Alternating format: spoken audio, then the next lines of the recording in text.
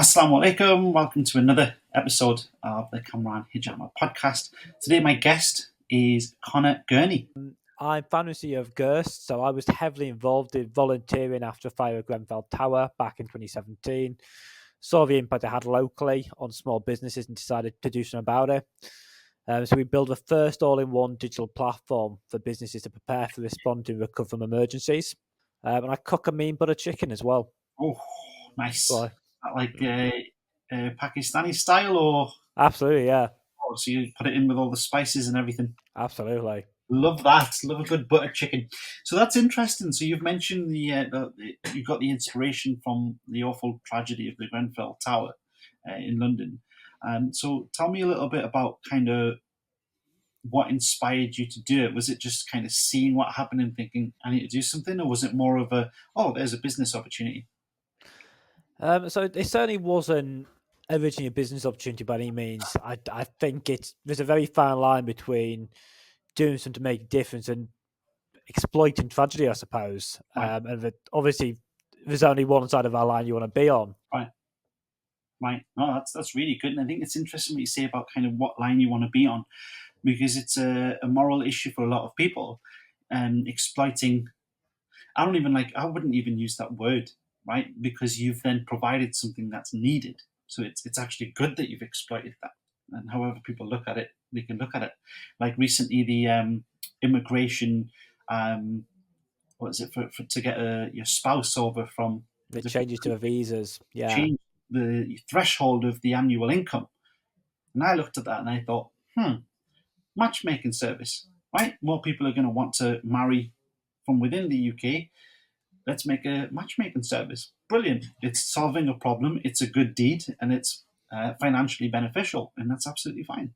You've had me on social media for a little while now, and we've never spoken about this, but I know you've been exposed to a lot of my stories where I speak about religion or speak about politics or speak about the system. What's your kind of I don't know this because this conversation is completely unscripted, and the fact that you've kind of stuck around and not unfollowed, and then kind of this whole conversation just popped up out of one of your comment replies. What's been your kind of outlook on everything that you've seen? I think a lot of your views are very different to mine, but I appreciate that in that it's very easy, I think, especially on social media, to get stuck in an echo chamber. And to get stuck in your own worldview and sort of reinforce that. And next thing you know, you're thinking, oh, everyone agrees with me, everything's nice and rosy. When actually, if you step outside of your own echo chamber for a minute, you see that, people have very different views, and that's okay. And if anything, the world's a lot better for it.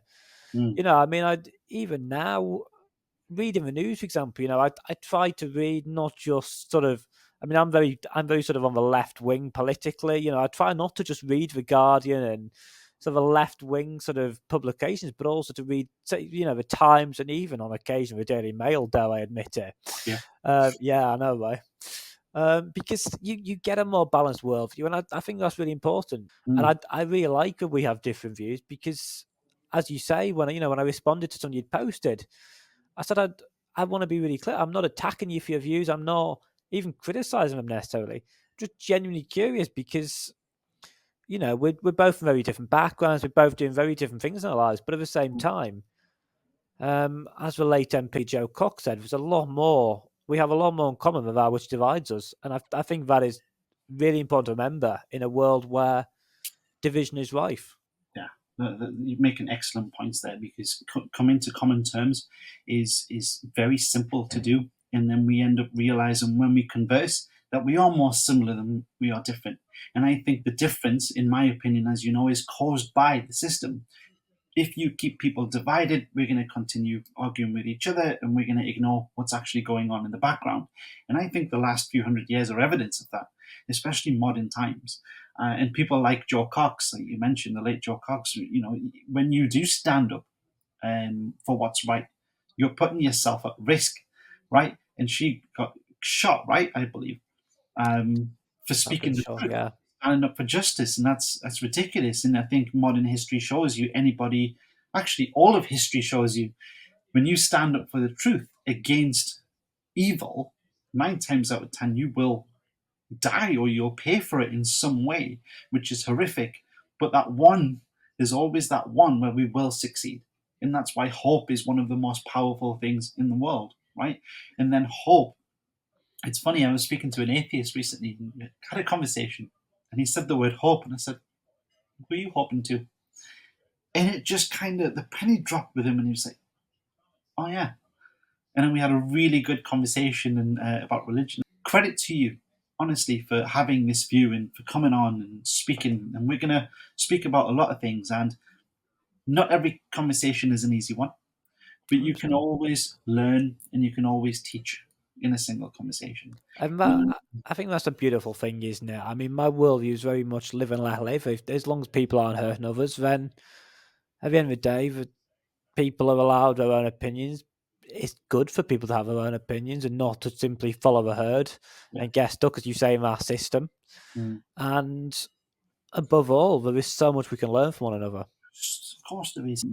I always say to people about England, in one way, it's such a special place because there's people from all backgrounds here. And most of the time, we just get along. And it's like, why can't people do it in other countries, right? And then you really start to peel the onion and you get to the crux of it. And it's like, oh, this is systemic. Like, what's your view on that kind of stuff, on the politics of the world? Yeah, I think it's a really difficult one because I'm not qualified to speak on geopolitics. So, I speak entirely in a personal capacity, I should say. I think the world would be a much better place if the people at the top stop trying to have a contest where, quite frankly, they're measuring dick sizes, and that is often the extent of it. I saw a brilliant quote recently that said something along the lines of, "War is when young men at the bottom die for the old men at the top who hate each other but won't fight." And I think that sums it up perfectly. I think, as I say, there is so much more that unites us than that which divides us, and that's the thing. I found recently, particularly when the war started in Palestine, a lot of people on social media demanding you take one side or the other, and it's not that simple. I absolutely support a free Palestine. I also feel for the people, for the people in Israel, for the ordinary people who were being absolutely ravaged by Hamas, who were seeing what's happening with their own government and don't agree with that. The reality is, in terms of the governments, there is evil on both sides. There is horror on both sides. And as far as I can see, the people who are really taking the brunt of it are the ordinary people like you and I. And that right there is a problem. Yeah. See, this is the thing. I think context is the most important thing, right? Knowledge and context. With the whole Palestine situation, people talk about Israel's got a right to defend itself. And I counter and I say, well, an occupier can't defend itself. It's like the rapist defending himself or herself against the victim. It makes no sense. And I say, people, Israel doesn't even have a right to exist because they literally took land that was given to them by this country. When the Balfour Declaration was signed in 1917, it's like me giving my mate your house, right? And then him taking half of your house, and then 20 years later, somebody saying, "Well, I understand it from Kamran's side." So, sorry, what? Yeah, quite. The thing, and then it goes into religion, and it goes into politics. Now, in the Palestinian demonstrations and protests, there's been thousands of Jewish people, because the difference is in the Torah, practicing Orthodox Jewish people, and that's why I talk about context and knowledge. When you read the Torah, God says to them, you are not to have land of your own. And they know this, and they accept this. Zionism is a political movement, started in the late 1800s, and they say, no, Jews should have their own land. So when you really start to dive in and peel the onion and go deep, that's when you start to really understand what's going on here. And then you can form an educated opinion and have a conversation. A lot of times on the TV, when you see debate, you can tell straight away this person's got an agenda. You've got an agenda. You're ignoring facts. You're not accepting truths, and that's horrific to see, right? And then you Absolutely. start opening it up even more, and it's like, okay, well, the media is controlled, the newspapers are controlled, the radio stations are controlled. Who are they controlled by? And then people don't even Absolutely. ask these questions, and then when you do, it all goes back to the same people, right? I certainly think this is where social media has its pros and its cons. You know, there's definitely pros in that everybody can have their say, and it's a lot more open. But then at the same time, you know, I mean, I had a message quite early on after the war started back in Ukraine, and somebody messaged me and said, "Why haven't you commented on this?" And I thought, I'm just an ordinary bloke. I at this stage, you know, I don't know anything near enough, particularly at that stage, around what was happening to be able to make a reasonable comment. And not nor obviously is it necessarily about, but not nor is there any need for me to necessarily. There's nothing I can add on top of what everyone else has added. Um, and I think that's the issue. Social media can be very black and white, and people want to boil things down to being a binary issue, and it's not, unfortunately. Like I say, you know, you look at Israel and you look at Palestine, and while at the end of the day, the political issues are far too complex for 280 characters and far too complex for me to really delve into, Right, I the agree. reality is that the people suffering are the people at the bottom of the food chain, the ordinary people like you and I. I mean, I wrote to my MP not too long ago regards what was happening in Palestine. And I said, I believe the support of the UK government to the Israeli Defence Force makes our nation complicit in their war crimes. Yeah. And as I said, it's my duty, your duty, and the duty of us all as human beings to condemn the barbarity we continue to witness. After all, there but for the grace of God go we. And I Yeah, think that sums it up. They're it's like any of us.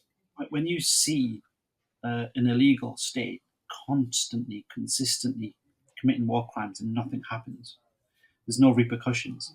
That in itself is proof. That in itself is evidence that there's corruption going on and there's something going on. United Nations constantly condemn Israel. That's not enough, right? And then when you look at punishments that have been given to countries like Iran, who haven't invaded countries, haven't dropped a nuclear bomb in Japan, haven't, been at war for 230 odd years of their 260-year existence. It's like, something's not right here. But the problem is what you said before you hit the nail on the head. People don't talk to each other anymore.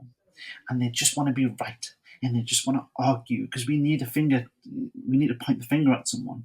And we constantly trust the media. We constantly trust politicians. Well, the media is constantly being caught out for telling lies, and politicians are constantly being fired for telling lies and scandals and all that. Yet people don't sit back and think, this whole system is wrong. Totally. And I think coming back to what you said, that people just don't talk to each other anymore. I think there's wonderful things that can happen when we break out of our sort of box, if you will, and start talking to one another. A conversation, even in therapy when I'm speaking to people, I disagree with pills. So anyone suffering with mental health issues, I completely disagree with pills. What those people need is a conversation, right? They need a Totally. conversation, and I I think conversations can heal people. Yeah, I do think there is an over reliance, particularly within the NHS. You know, I think it's a very quick solution. Chuck people on some antidepressants, and hopefully they'll go away. In essence, I think the NHS is overworked, underpaid, and I think that is the easiest solution. Um, but the reality is that, I mean, mental health services in this country systematically underfunded, systematically overworked, Yeah, and a lot of the time just do not work. I think in a lot of cases they do a lot more harm necessarily than good. You know, you take the example of this one mental health service I was under many years ago now, and they said we'll give you therapy, but it'll only be for 6 sessions. And you think, well, that's potentially more harmful than it is helpful. In the you start to open up those wounds, and then you just disappear. this is why the Joker movie was so popular, because Hmm. he goes through a similar thing. And it's like, well, what's he supposed to do now? He was dependent on that. He had a job, and he was functioning, and then he loses that funding. They lose the funding. He can't get the help that he needed, and then it causes horrific issues for people. Totally. The NHS, I think, the NHS is a business, right? Especially the fact that they're trying to privatize it as well. It's a giant business, and it's like a feeder for pharmaceutical companies, right? Which is $1 trillion industry. And it's an industry, right? Pills, we've been indoctrinated to think, oh, if you've got a headache, take a paracetamol. Whereas a paracetamol is the worst thing you could take for a headache, right? Instead of like drinking water and sleeping it off and coming away from light and resting and all that kind of stuff, which will cure the headache, we take paracetamols, which kill the pain sensors in your brain and makes you think that you're okay, but you're not. And then you need another one, and then another one, and then that you're immune to that. Now I need something stronger. Immune to that. Now I need something stronger. And we stay in this loop. And in the Asian culture, and I can speak for the Asian culture, we see doctors as the best of the best. It's like, oh, it's a doctor, right? It's okay, you can laugh. It was good. And I always would not argue, but I would discuss with my family and say, well, why are doctors the highest? What do doctors actually do? You go in, they diagnose you with something, they give you a prescription with pills. I know people who've been on pills for 2, 3, 4 years, right? And I say to them, right, so they're not working. Now what? Yeah. Right? Oh, well, I've got another pill. I'm going to go to the doctors again. And we stay in this loop, and we never come out of it and think, hold on a second, this is all wrong, right? We've came away from natural foods, from natural remedies, all that kind of stuff. This is why hijama is so popular, because people are starting to click on and educate themselves about, well, what is a toxin? What is dirty blood? What is the function of blood? The amount of people who don't even know what the function of blood is, it's crazy. Totally. So education, going all the way back, I think the theme of this conversation is education. People just don't know, right? And the people who are feeding them information, in my opinion, are all corrupt with an agenda. And it all comes down to money, power, control, always. And it's Absolutely. horrific. And I think that's a problem in a modern society, isn't it? A lot of people do have an agenda, and I don't think it's necessarily obvious, but I think that is where it gets more dangerous still. It's far from transparent in a lot of cases, and that is the problem. People deserve unbiased advice and deserve to be able to weigh up the pros and the cons. Mm. And unfortunately, that's not available to as many people as it should be. Or there's too many things available, and people get confused and they don't know Totally, yeah. to go to. And this is like, how do we separate the truth from falsehood, right? 100%. Now, the truth is black and white. The truth is black and white, and it always has been. It always will be. How do we get to the truth, right? That's the biggest question in life. How do we get to the truth? What is life? 42, right? I think, is the answer to that. What, Connor, do you believe? What's your purpose in life? That is a loaded question. I've thought about this many sleepless nights over years, and to be honest, I'm not sure I know the answer yet. To be totally honest, I'd be lying if I said I was 100% certain. I definitely feel a lot of purpose in what I do at the moment. Can I see myself doing it for the next 40, 50 years? I don't know. But at the same time, we don't know where technology is going to be in 40, 50 years. I mean, I still carry a BlackBerry, which probably dates me. You look back at the iPhone was only released, 15 odd years ago. 40, 50 years in the future, goodness knows where we'll be. Mm. So I don't know where life will be in 40, 50 years' time. I think society is advancing a lot faster now than it has been at any other point in history. But as for my purpose, I care deeply about people, and it's going to be something to do with that. But beyond that, the honest answer is I don't know. Yeah. See, when you say you care about people, that's the inbuilt spirituality that we all have. And when Totally. you see someone in need, 9 times out of 10, you're going to help them, right? 100%. And that's a beautiful part of human nature. So you've not, when you have thought about it, what conclusions have you came to so far? Totally. I mean, I think if I can just jump in first and say, thinking back to that sort of 9 times out of 10 thing, that's the thing, isn't it? I mean, to go off on a bit of an anecdote, if you will, dive down a rabbit hole. Just a few weeks ago, I live very close to quite a high bridge. I was walking to a shop one evening, and a gentleman approached me. He said, can you give me directions to a bridge?" And he's dressed quite strangely. He's not particularly dressed for weather. He looks quite down. I thought something doesn't feel right here. And I said to him, "Yeah, sure, mate, but are you okay? Why are you going up there?" And he said, "Oh, I just live across the other side." And I thought, I'm not convinced. If you live the other side of the bridge, you know how to get to a bridge. I thought, something's not right. So in the end, I said to him, I said, I'll take you up there and I'll walk across you. But I said, I'm not just leaving it. We walked across and we talked, and he's telling me about his problems. And I'm thinking, something's not right here. And in the end, I rang an ambulance for him because I really wasn't convinced. And that was fine. And then later on, the police came down because the ambulance crew were a bit concerned. And lo and behold, I don't know whether I should really say this publicly. It turned out he was a convicted paedophile. He'd been convicted of some really, truly horrific crimes. I mean, it's in the local paper, and I really couldn't believe what I was reading.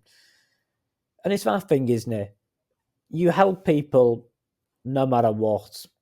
But then there's that moral question of, did you do the right thing? Did you not? And I think it just goes to show you try your best to help people, and that's all you can do. Right. Right. But goodness me, that was quite a night. No, I can imagine. And it's interesting you mentioned that, because when you talk about morals and then you talk about, for example, pedophilia, the LGBTQ, they are attempting, and this is true, you can look this up, to add the P onto that for pedophilia. And they've called it, they've coined a phrase or a term, minor attracted persons. Map, yeah. Right? And it's disgusting to think that that could become normal. But then the question comes even deeper when you realize that, well, actually, all throughout history, that has been normal. And modern times, this is actually not the norm. And it's a very controversial subject, because kings of England in the past have married, for example, 10, 11, 12-year-old girls. And it's always been completely normal. The Prophet Muhammad, peace be upon him, Prophet of Islam, Prophet of mankind, he married a girl who was young. And Joseph married Mary when I think she was between kind of 9 and 12 years old, according to the Bible. So that's actually been the norm. And then recently, in modern times, we've changed the age, and it's gotten older and older. And I think now it's 18, I believe, in this country. It's 16 in the UK. Right. And it's like, well, where do we land on that? I think, and I had this debate with a friend recently, and I no doubt if this interview makes it across the Twitter, I'll be heavily cancelled for saying this. Do it. And I don't have a column in a newspaper, so I really will be cancelled. And like all the others who say they've been cancelled and carry on writing for a national newspaper. I mean, you, Jeremy Clarkson. Yeah. But I think the question comes up for me is paedophilia, obviously inherently bad. It goes without saying. Is it? Do we treat it?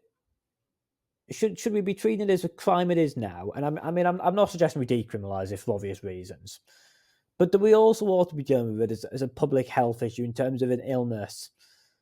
And it's a really good question. Now, as I say, I want to be really clear. I'm not suggesting we decriminalise it, obviously. A victim myself as a child, I shan't go into details on a podcast except to say I really do not support decriminalising, obviously. Yeah. Despite the fact people will no doubt assume I do off the back of this. So totally, but I think, based on studies, there is suggestion within the literature that potentially people who are attracted to children see it is a biological difference in their brains. It is potentially genetic, which is quite scary when I think about it, and is something, I suppose, to use a term I don't think I've ever discussing this before, something they can't help in the vast majority of circumstances. No, I mean, they can decide not to act on it, and obviously should do. That goes without saying. That's the key. But they can't help necessarily having those feelings. Mm. Now, that is supported by the establishment of support services, certainly within the UK. I'm not sure about the sort of picture internationally for people who are in that position to get help. And that begs the question: do we treat it as a serious illness that we should be treating it in the UK? And again, I don't know what the international picture's like. I can't say I particularly research this on my days off. But do we ought to treat it more like an illness than we do now? And I personally think yes, because the bottom line is rehabilitation is the only real answer. I think it's an interesting view, Connor. Yet the government is more focused on gender identity and all of that, and they're pushing that, and it's in public schools now. You can call yourself a he and a she and a tomato or a potato or whatever, and it's crazy to me. It's actual madness, and it's like you sit back and think, well, hold on, the people who need to help people with mental health issues have mental health issues. In my opinion, it's like you cannot. My brain cannot fathom teaching a 7, 8-year-old boy, oh, it's okay for you to, right, become a girl, when the boy doesn't even know what life is yet, and say, oh, it's okay for you to switch genders. Who's making these laws? Who's making these rules? Why is this happening, right? And then, like you've said, we've got bigger things to deal with, yet we're actually introducing more mess into the equation. And the world, if you look around, the world is in chaos. The world is in utter chaos, pardon me. Now, you mentioned moral before. You mentioned morals. Well, there's the question, right? Because what's morally right to one person and what's morally right to the other person? I think a lot of people, since the rise of social media, I believe we've seen a massive increase in narcissism, right? To the point where people are just creating their own morals. They're creating their own beliefs and following them. It's almost as if you're worshipping yourself, kind of thing. I always come back to a particular quote on this, and it's, yes, these are my morals, but if you don't like them, don't you worry, I have some others I can offer you. And I think that's exactly it, isn't it? I think, particularly on social media, I think people feel that, I mean, I've got, I don't know what, for about 4,500 followers on Twitter. I must be God now. I must be totally important. Everyone must worship me and look up to me. And, next thing you know, I'll be releasing my autobiography. The psychology of people now has changed so much, and not for the better. Now, again, going back to kind of morals, well, where do morals come from initially? Yeah, that's the question, isn't it?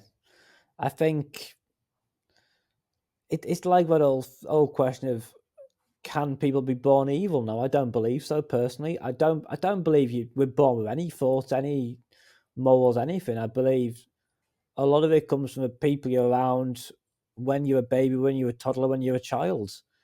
And I think if you're surrounded by people who are a bunch of shit, then unfortunately, at least in the early stages, before you grow up and sort of have a chance to form your own worldview, your likelihood is you're going to be a piece of shit too, unfortunately. Absolutely, no doubt. You get cancelled for saying that, but no, you're right, and I think that whole cancel culture is ridiculous. Anyways, it's like, no, speak your truth, anyways, right?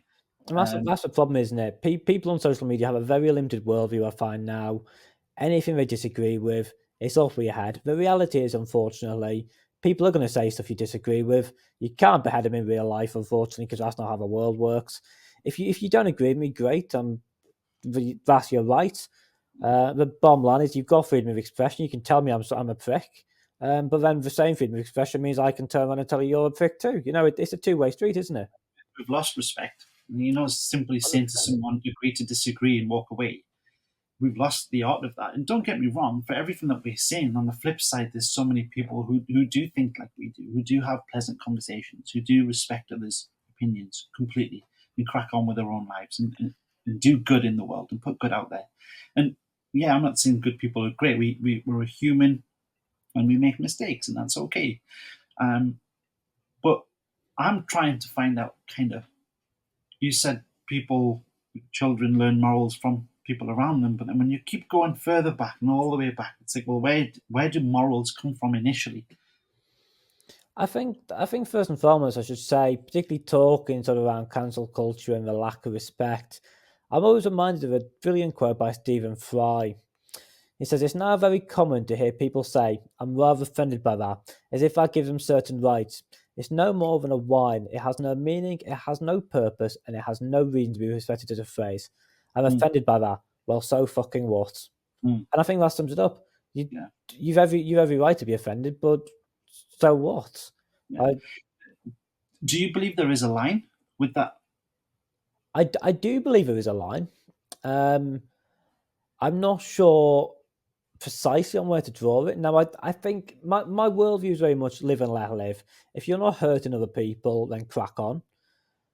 I think, What if a pedophile said that to you? Guy says to you, "This girl is 10. She's my girlfriend, and I love her. yeah, And she no, loves me." absolutely not, obviously.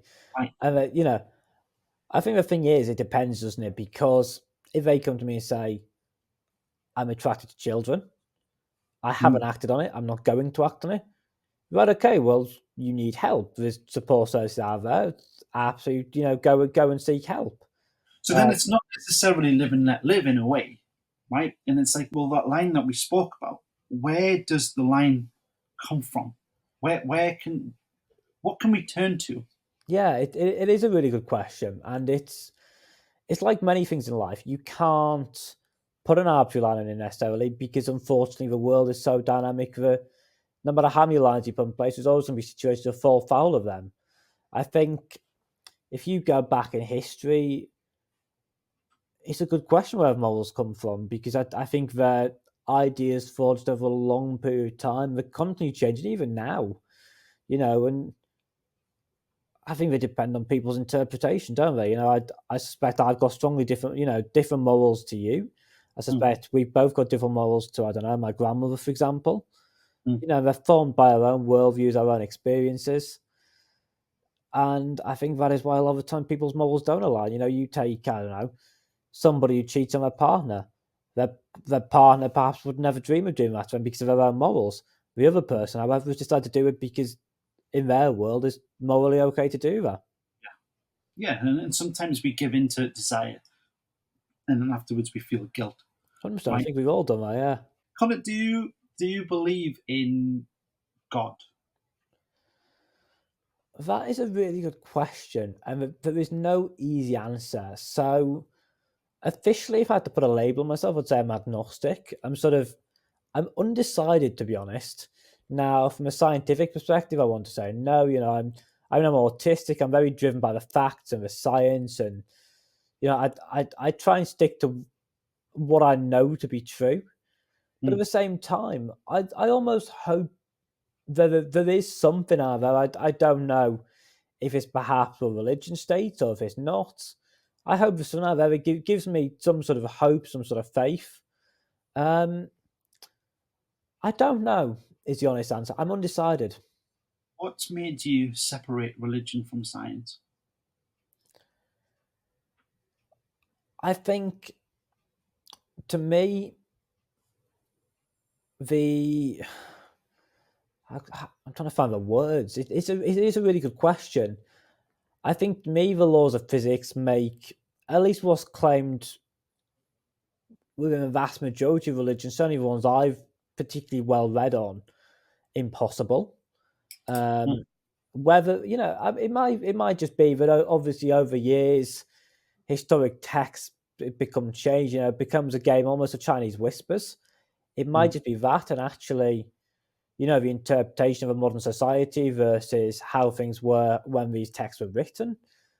It might be my own personal interpretation. To an extent, it will be. Mm. It is a really good question, and I'm on the fence, admittedly. When you speak about the laws of physics, right? The bumblebee defies the laws of physics because if you look, the laws of physics say that a bumblebee shouldn't be able to hold itself up. It shouldn't be able to fly because its body weighs more than its wings. Yet, bumblebees fly. So they actually defy the laws of physics. So then it's like, I look at that and I think, okay, well, I can't truly just follow science. And then when you look at, for example, the Quran, which is full of scientific facts, Islam makes mention of that. And it's like, well, how did the Prophet Muhammad, an illiterate man in the middle of the desert, have this knowledge? And then if you add that to, and by itself, that doesn't bear too much weight for an agnostic, I get that. But then when you add all of the other scientific facts, the fact that iron was a meteorite that came from outer space, the universe is ever expanding, the exact journey from a sperm cell to a baby, like literally the exact journey, and hundreds of other scientific facts in the Quran, for me, it becomes undeniably divine. And you are right when you talk about scriptures being changed. The Bible, for example, there's hundreds of versions of it. Oh, totally. And the Vedas, the Hindu scriptures, it was originally 10,000, now there's 100,000, right? Well, who gave man the right to do that? Whereas the Quran has remained unchanged, and carbon dating proves this. It's remained unchanged for over 1400 years through a chain of command from God via the angel to the prophet to the companions to the students all the way down to me telling it to you. So it's remained unchanged. And that's why when you add the scientific facts and then you add the fact that it's remained unchanged and it's preserved through memory. So if you burned every single copy of the Quran that exists today, you could grab someone who's memorized it from England, someone who's memorized it from Sudan, get them in the same room, and they'll repeat the exact same Quran to you. And you can test that. So that's why I am a Muslim, because I've read the Quran, understood it, it's the divine truth, and I've came to that conclusion. And all of these issues, it's like, well, where do we draw the line? Well, the line is drawn on following Islam, because it tells you it's the blueprint, the guidance for life. And I think that's a beauty of it, isn't it? In that, we both come from very different backgrounds. We both believe vastly different things. But here we are living in peace, having a conversation about our views and just, discussing some really difficult subjects in peace. And I think that's the beauty of it. I think of you as an absolutely fantastic friend. I think of you as an absolutely brilliant intellect. And that's the thing is that a lot of the stuff you say, I vastly disagree with. Sometimes I look at some of the stuff you post and I think, crikey, it doesn't align with what I think. But I think that's okay. You've got to feel that sort of feeling of being uncomfortable to appreciate that actually that is the beauty of the world. People can think different things, people can believe different things, and that's okay. And I think that's where we've lost in modern society. Thank you. Firstly, that begs the question then, when you come all the way back to your purpose in life, it's like, well, if you live your life constantly wondering and pondering, eventually you'll pass away. May God give you a long life. What happens when you die? There's the second question. Again, it is a really difficult question, isn't it? Because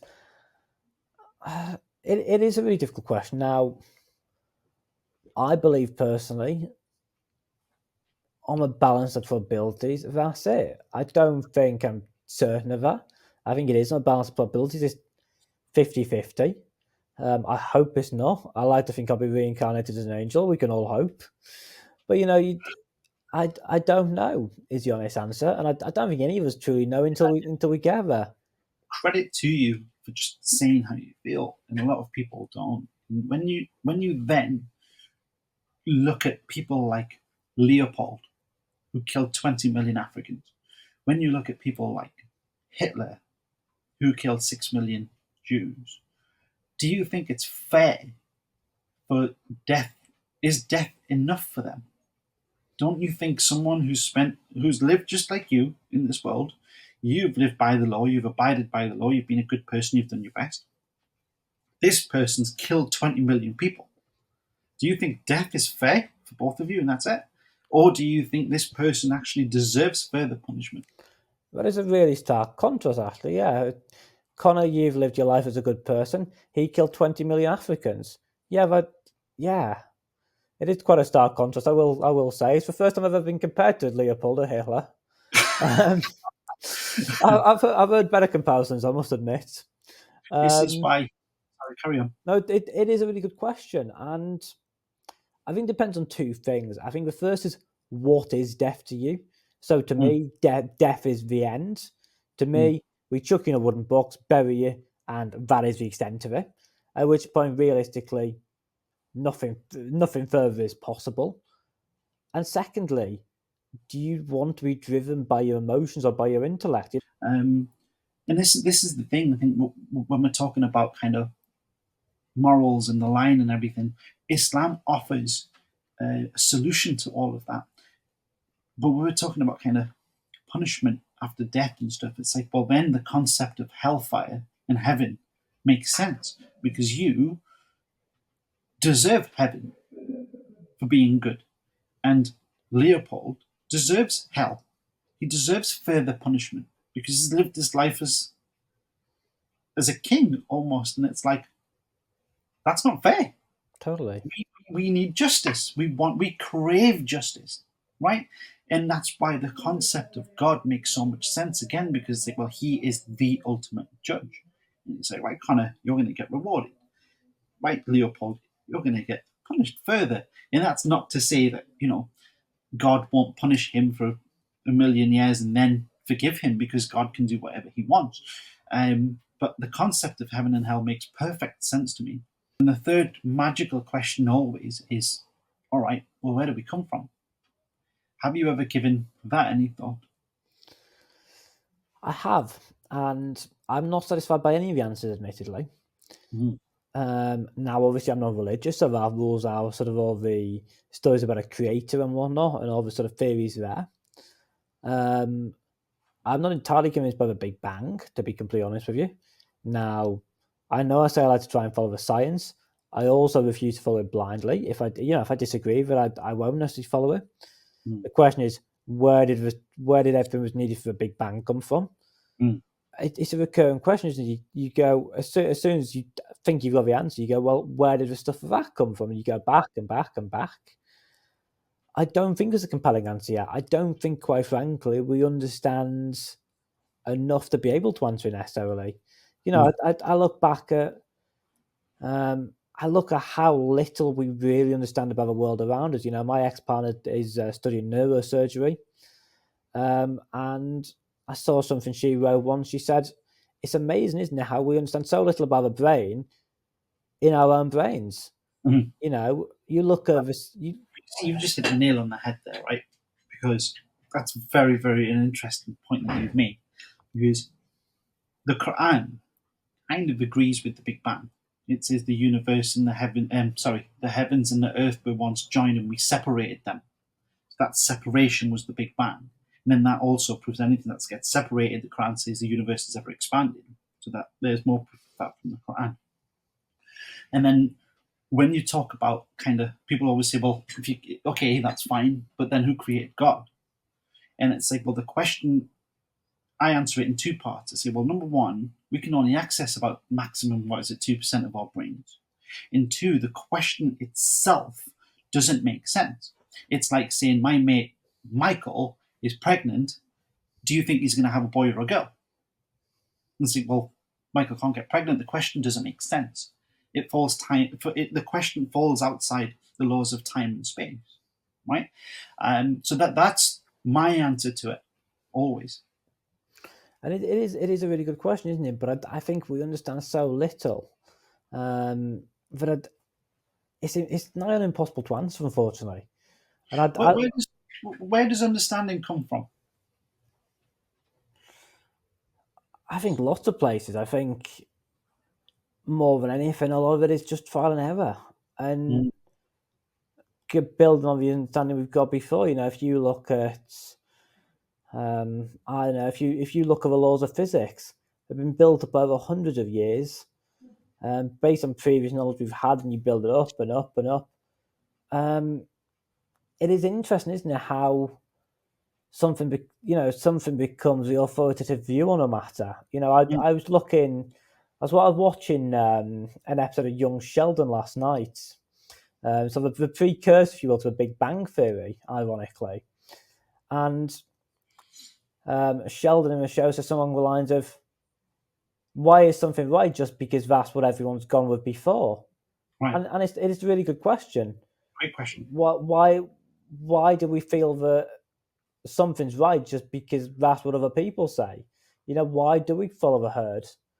And it is a really good question. I had a really interesting discussion about 2 years ago now with some anti-vaxxers. I was in London. There was a big protest going on, and I stopped to talk to them. I thought, I want to understand their point of view. I mean, my friend died from COVID back in August 2020. Now, if she'd been able to have a vaccine, who knows where she might have been. But I thought I'd stop and talk to them and discuss them because, again, it's interesting to hear other people's worldviews, as we said earlier. And they made some good points, and some of them are backed up with evidence, others not so much. And it makes you think. Sure, a lot of the time, the consensus view is right. I tend to try and trust the science and trust the individual people are doing their best. But then there's no harm in researching as well, and you've got to find a balance because you can go the complete other way and end up a bit of a doomsday prepper who trusts nobody and nothing, and I think that's really harmful as well. But I think there is no harm in educating yourself and trying to find that balance. Right. I'm not going to comment on the COVID things because that's going to be a completely separate podcast. And you're right about following the herd. I mean, even religiously, the people in the times of Abraham, even in the time of Muhammad, peace be upon them both, and people would idol worship, and people would say, well, our forefathers must have been right. And it's like, well, why? Just because Totally, yeah. I'm a Muslim because I studied Islam, not because my parents are. Um, and it's an interesting point. And when you mentioned young Sheldon, you reminded me of an episode where he's looking out into space. He says something like, "If the universe was off balance, even by an atom's amount or something, the whole of space or the whole of universe would fall out of balance, and it would be chaos." And it's like the sun is the exact distance away from the earth to keep us warm and not to burn us, right? The moon is the exact distance away from the earth, so that to keep the sea levels in control, right?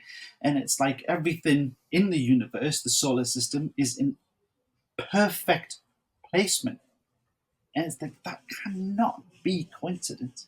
But it is extraordinary, isn't it? And it does lend credence, I suppose, to a theory that maybe there is something more out there.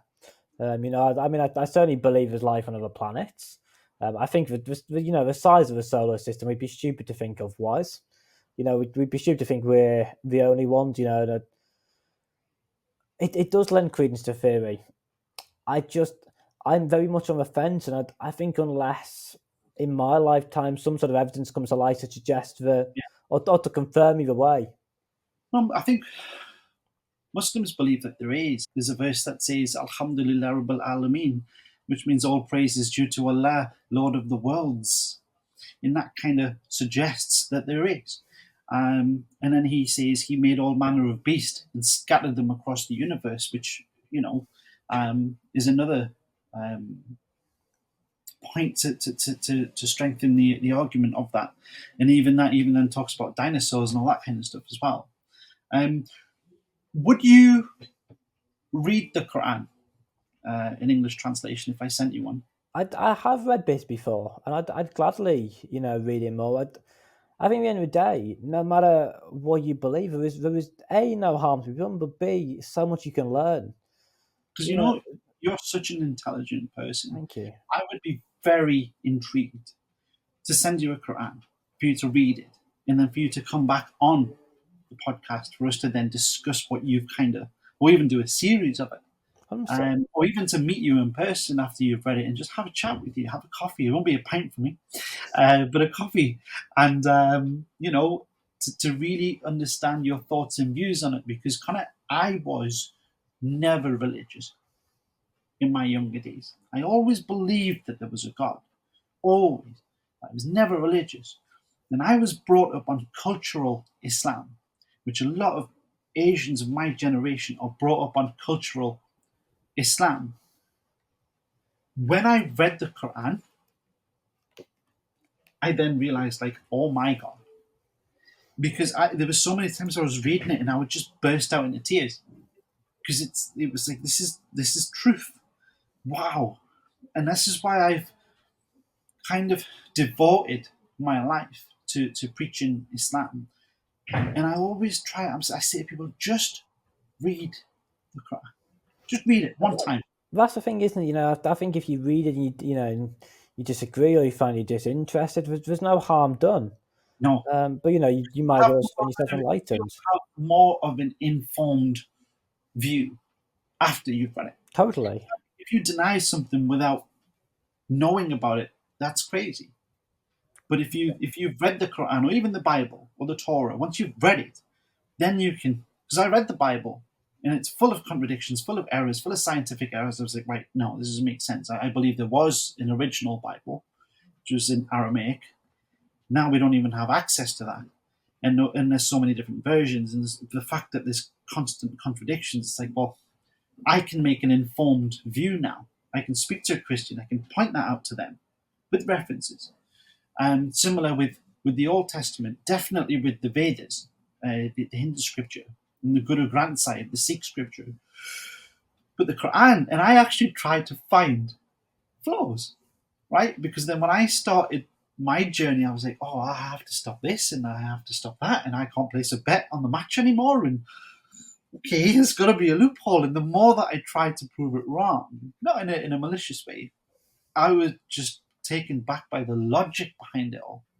And I'm a very logical person. So that's why I encourage people. So I will, man. Credit to you. I'll send you one out, and I'd be interested to hear your views afterwards. But Conor, you're an absolute gentleman. This has been my favourite one I've done so far. And we'll definitely speak off screen more and more. I would love to get to know you more and even become friends with you, man. You're absolutely. It's been an absolute pleasure, man. Like I said, I'd absolutely love to grab a coffee and discuss it because, as I say, agree or not, there's no harm done, and you learn a lot. It influences your worldview. I think that's really important. Amazing. Conor, thank you very much. It's a pleasure, mate. Everyone who's watching, Assalamu alaikum, and I will see you in the next podcast.